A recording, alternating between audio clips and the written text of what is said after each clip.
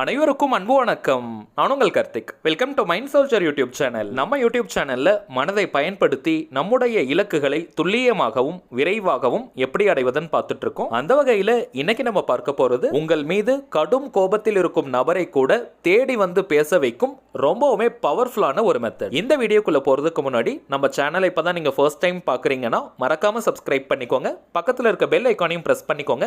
அப்பதான் அப்லோட் பண்ற எல்லா பயனுள்ள தகவல்களும் உடனடியாக உங்களுக்கு நோட்டிபிகேஷன்ல வரும். இப்போ நம்ம பார்க்க போறது முழுமையான ஒரு லா ஆஃப் அட்ராக்ஷன் மெத்தட். யாரெல்லாம் இதை பயன்படுத்தலாம்னு பார்த்தோம்னா கணவன் மனைவி, காதலர்கள், நெருங்கிய நண்பர்கள், உடன் பிறந்தவர்கள்னு உங்களுக்கு நெருக்கமாக இருக்கக்கூடிய அத்தனை உறவுகளுக்கும் இந்த மெத்தடை நீங்க யூஸ் பண்ணலாம். காதலர்கள்னு வரும்பொழுது பிரேக்கப் லவ்ல இருக்கிறவங்க மற்றும் ஒன் சைட் லவ்ல இருக்கிறவங்களும் இதை தாராளமாக பயன்படுத்தலாம். லா ஆஃப் அட்ராக்ஷன்ல இருக்கக்கூடிய ஸ்விட்ச் வேர்ட் மெத்தடை தான் இன்னைக்கு நம்ம பயன்படுத்த போறோம். இந்த ஸ்விட்ச் வேர்ட் அப்படின்னா என்னன்றத நிறைய பதிவுகள்ல நான் உங்களுக்கு சொல்லியிருக்கேன். புதுசா பார்க்கறவங்களுக்காக சிம்பிளா இன்னொரு முறை நான் சொல்றேங்க. இங்கிலீஷ்ல இருக்கக்கூடிய மந்திர சொற்களுக்கு பெயர் தான் ஸ்விட்ச் வேர்ட்ஸ். தமிழ்ல சமஸ்கிருதம்லாம் எப்படி மந்திரங்கள் இருக்கோ அதே போலதாங்க இங்கிலீஷ்ல இருக்கக்கூடிய சில வார்த்தைகளை ஸ்விட்ச் வேர்ட்ஸாக பிரிச்சு வச்சிருக்காங்க. இந்த வார்த்தைகளை சில முறைகள் நம்ம சொல்லிக்கிட்டே இருந்தாலோ அல்லது எழுதினாலோ அந்த வார்த்தைக்கு உண்டான பலன்கள் நமக்கு கிடைக்கும். இந்த வார்த்தைகளை சில முறைகள் நம்ம பயன்படுத்தினாலே போதும், நம்முடைய ஆழ்மனதில் எளிதாக பதியும்.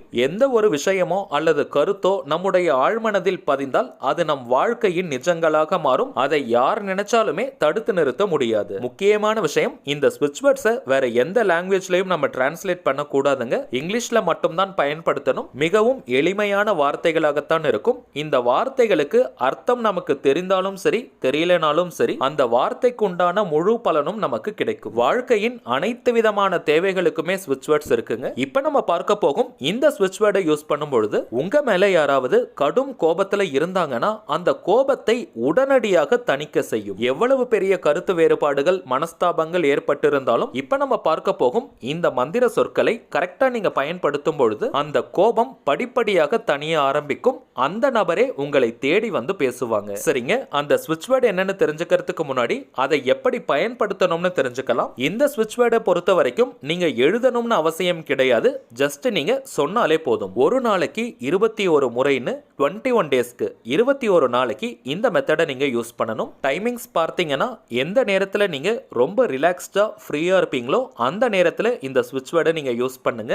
ஜஸ்ட் 21 முறை நீங்க இந்த வார்த்தையை சொன்னாலே போதும். ஒரு நாளைக்கு 21 முறைன்னு 21 நாட்களுக்கு கண்டினியூஸா நீங்க சொல்லணும். இடையில நீங்க பிரேக் எடுக்க கூடாது. இன்கேஸ் நீங்க ஒரு நாள் பிரேக் எடுத்துட்டாலும் கூட திரும்பவும் ஃபர்ஸ்ட்ல இருந்தா நீங்க ஸ்டார்ட் பண்ணணும். இது ஒரு முழுமையான லா ஆஃப் அட்ராக்ஷன் மெத்தடா இருக்கிறதுனால பெண்களாக இருந்தாலும் நீங்க பிரேக் எடுக்கணும்னு அவசியம் கிடையாது. கண்டினியூஸா நீங்க சொல்லலாம். 21 நாளைக்கு எந்த ஒரு இடைவெளியும் இல்லாம தொடர்ந்து நீங்க சொல்லணும். அதுதாங்க ரொம்பவுமே முக்கியம். வாய் விட்டும் நீங்க சொல்லலாம் அல்லது மனதுக்குள்ளேயும் நீங்க சொல்லிக்கலாம். இந்த ஸ்விட்ச் வேர்டை நீங்க சொல்லும் பொழுது அந்த குறிப்பிட்ட நபருடைய போட்டோ இருந்தால் அந்த போட்டோவை நீங்க பார்த்துட்டே சொல்லுங்க. அது மொபைல்ல இருந்தாலும் சரி அல்லது ஹார்ட் காப்பியாக இருந்தாலும் சரி அதை நீங்க பயன்படுத்திக்கலாம். அவங்க தனியா இருக்கக்கூடிய போட்டோ தான் பயன்படுத்தணும்னு கிடையாதுங்க.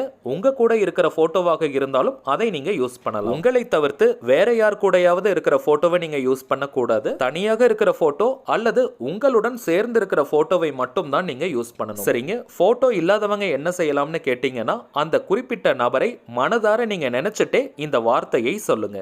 சரி, வாங்க அந்த ஸ்விட்ச் வேர்ட் என்னன்றதை பார்க்கலாம். நம்ம டிஸ்பிளேல கூட தெரியுது பாருங்க. Cut, clear, purify, change, forgive, done, now. Cut, clear, purify, change, forgive, done, now.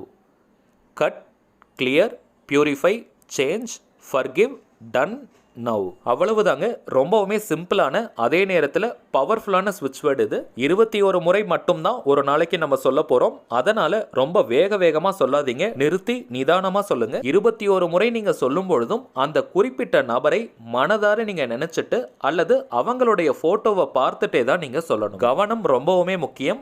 கவனம் போற இடத்துல தான் சக்தி பாயும். வேர் அட்டென்ஷன் கோஸ் எனர்ஜி ஃப்ளோஸ் அப்படின்றது ப்ராவர்ப். சோ ஒரு செகண்ட் கூட கவனம் சிதறாமல் அந்த குறிப்பிட்ட நபரை நீங்க மனதார நினைச்சிட்டே அல்லது போட்டோவை பார்த்துட்டே இந்த வார்த்தையை சொல்லணும். இந்த மெத்தடை நீங்க யூஸ் பண்ற இந்த 21 நாட்களும் அந்த குறிப்பிட்ட நபர் மேல உங்களுக்கு எந்த விதமான கோபமோ வருத்தமோ அந்த நபர் உங்ககிட்ட பேசணும்ன்ற ஏக்கமோ இருக்கக்கூடாது. மேலும் அந்த நபர் மேல சந்தேகமோ உங்களை விட்டு பிரிஞ்சிருவாங்கன்ற பயமோ இருக்கக்கூடாது. 21 முறை இந்த வார்த்தையை நீங்க சொல்றதுக்கு முன்னாடி அந்த குறிப்பிட்ட நபர் கூட நீங்க இருந்த சந்தோஷமான தருணங்கள் அல்லது அவங்களை பற்றிய பாசிட்டிவான விஷயங்களை பற்றி கொஞ்சம் நீங்க சிந்திச்சு பாருங்க. அதற்கு பிறகு நீங்க இந்த ஸ்விட்ச் வேர்டை யூஸ் பண்ணுங்க. கரண்டா நீங்க எத்தனை லா ஆஃப் அட்ராக்ஷன் மெத்தட் அல்லது தாந்திரிக முறைகள் ஃபாலோ பண்ணிட்டு இருந்தாலும் இந்த மெத்தடையும் கூட சேர்த்து நீங்க ஃபாலோ பண்ணலாம். நீங்க எந்த அளவிற்கு உங்களை சந்தோஷமா வச்சுக்கிட்டு இந்த மெத்தடை ஃபாலோ பண்றீங்களோ அந்த அளவிற்கு வேகமா ரிசல்ட் கிடைக்கும். எந்த ஒரு ரிசல்ட்டையும் நீங்க எதிர்பார்க்காதீங்க. அந்த குறிப்பிட்ட நபர்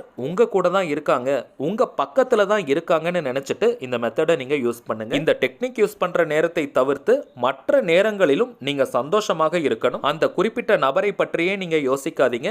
உங்களுக்கு சந்தோஷத்தை தரக்கூடிய வேறு பக்கம் உங்களுடைய கவனத்தை நீங்க செலுத்தணும். மெத்தட் யூஸ் பண்ற நேரத்துல மட்டும்தான் அந்த குறிப்பிட்ட நபரை பற்றி நீங்க நினைக்கணும். அதற்கு பிறகு வேறு பக்கம் கவனத்தை நீங்க செலுத்தணும். இப்ப நம்ம பார்த்ததை போல கரெக்டா நீங்க ஃபாலோ பண்ணீங்கன்னா மேக்ஸிமம் 1 வீக் குள்ளேயே உங்களுக்கு ரிசல்ட் கிடைச்சிரும். மிகப்பெரிய மனஸ்தாபம் கோபத்துல இருக்கிறவங்களாக இருந்தால் கொஞ்சம் டைம் எடுக்கும். ஹீலிங் ப்ராசஸ் நடக்கிறதுக்கு கொஞ்சம் நம்ம டைம் கொடுக்கணும். 21 நாட்களுக்குள்ள என்னைக்கு அவங்க உங்ககிட்ட வந்து பேசினாலும் அன்னையோட அந்த மெத்தடை நீங்க முடிச்சுக்கலாம். கண்டினியூ பண்ணணும்னு அவசியம் கிடையாது. இந்த மெத்தட் யூஸ் பண்ணிட்டு இருக்கிற நேரத்துல நீங்களாகவே வாண்டடா அவங்க முன்னாடி போய் நிக்கிறதோ அல்லது நீங்களா அவங்களுக்கு பிங் பண்றது பேசுறது இருக்கக்கூடாதுங்க. அவங்களாகவே உங்ககிட்ட வந்து பேசுவாங்க. அது வரைக்கும் கொஞ்சம் நீங்க வெயிட் பண்ணுங்க. ஏதாவது அவசியமான விஷயமாக இருக்கு, முக்கியமான விஷயமாக இருக்கிற பட்சத்துல நீங்களாக அவங்க கிட்ட பேசலாம், தவறு கிடையாது. இதை தவிர்த்து அனாவசியமாக அவங்க கிட்ட நீங்க பேச வேண்டாம். இப்ப நம்ம பார்த்த பாயிண்ட்ஸ் எல்லாத்தையும் நீங்க கரெக்டா ஃபாலோ பண்ணால் மட்டும்தான் இமீடியட்டா ரிசல்ட் கிடைக்கும். அடுத்த ரொம்ப முக்கியமான விஷயம், அந்த குறிப்பிட்ட நபர் உங்ககிட்ட பேசினதுக்கு பிறகு இப்படி ஒரு மெத்தடை நீங்க ஃபாலோ பண்ணதை அவங்க கிட்ட ஷேர் பண்ணக்கூடாது. அப்படி நீங்க ஷேர் பண்ணிட்டீங்கன்னா திரும்பவும் உங்க 2 பேருக்குள்ள ஏதாவது பிரச்சனைகள் ஏற்பட வாய்ப்புகள் இருக்கு. சோ இதையும் நீங்க கரெக்டா நோட் பண்ணிக்கோங்க. காதலர்கள் மற்றும் கணவன் மனைவி மட்டும் தான் இதை பயன்படுத்தணும்னு கிடையாது. நெருங்கிய நண்பர்கள் மற்றும் உறவினர்களுக்கும் கூட இதை நீங்க பயன்படுத்தலாம். தவறு யார் பக்கம் இருந்தாலும் சரி, அந்த சண்டையை பற்றி நீங்க அடிக்கடி யோசிக்காதீங்க. உங்களுக்குள்ள ஏற்பட்ட அந்த மனஸ்தாபத்தை அடிக்கடி நீங்க நினைச்சு பார்க்கும் பொழுது மேலும் மனஸ்தாபங்கள் அதிகரிக்க ஆரம்பிக்கும். உணர்வு பூர்வமாக எந்த விஷயத்தை பற்றி நம்ம அடிக்கடி நினைக்கிறோமோ உணர்கிறோமோ அதுதான் நம்முடைய வாழ்க்கையின் நிஜங்களாக மாறும். சோ உங்களுக்குள்ள ஏற்பட்ட அந்த பிரச்சனையை பத்தி நீங்க அதிகமா பேசிக்கிட்டே இருக்கும் பொழுதோ அல்லது நினைச்சுக்கிட்டே இருக்கும் பொழுதோ மேலும் மேலும் பிரச்சனைகள் தான் அந்த இடத்துல ஏற்பட வாய்ப்புகள் இருக்கு. சோ மெத்தடை யூஸ் பண்ற நேரத்தை தவிர்த்து அந்த நபரை பற்றி நீங்க நினைக்காதீங்க. ஏன்னா அவர்களை பற்றி நீங்க நினைக்கும் பொழுது மீண்டும் அந்த பிரச்சனை தான் உங்களுக்கு ஞாபகத்துக்கு வரும். சோ அவங்களை பத்தின ஞாபகம் வரும் பொழுதெல்லாம் உங்களுடைய கவனத்தை நீங்க திருப்பணும். உங்க மற்ற நண்பர்கள் கூட பேசுங்க.